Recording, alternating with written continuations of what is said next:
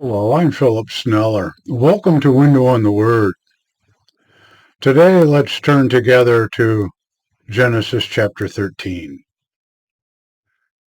And Abram went up from Egypt, he and his wife and all he had, and Lot with him, toward the south. And Abram was very rich in livestock, in silver, and in gold. And he went up by stages from the south as far as Bethel, to the place where his tent had been earlier, between Bethel and Ai, to the place where he had built an altar previously, and there Abram called on the name of the Lord. And Lot, who went with Abram, also had flocks and herds and tents. And the land could not support them dwelling together, because their property was so great, so they could not dwell together. And there was strife between the herdsmen of Abram's livestock and the herdsmen of Lot's livestock. And the Canaanites and the Perizzites were dwelling in the land at that time.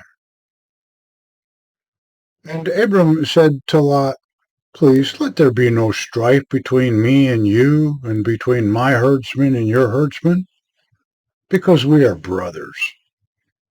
Is not the whole land before you? Please separate from me. If you go to the left, I will go to the right, and if you go to the right, I will go to the left."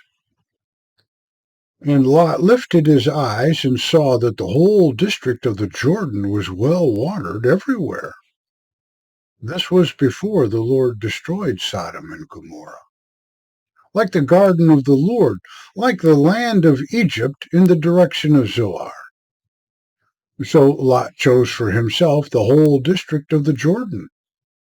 And Lot journeyed toward the east, and they separated from each other.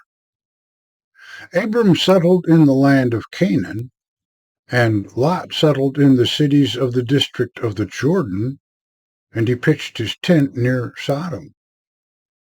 Now the men of Sodom were wicked, and they sinned against the Lord exceedingly.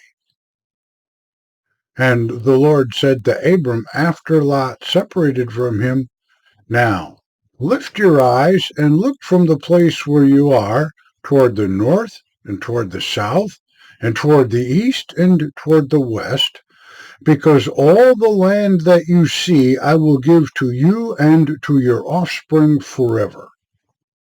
I will make your offspring like the dust of the earth, which if a man is able to count the dust of the earth, also your offspring may be counted.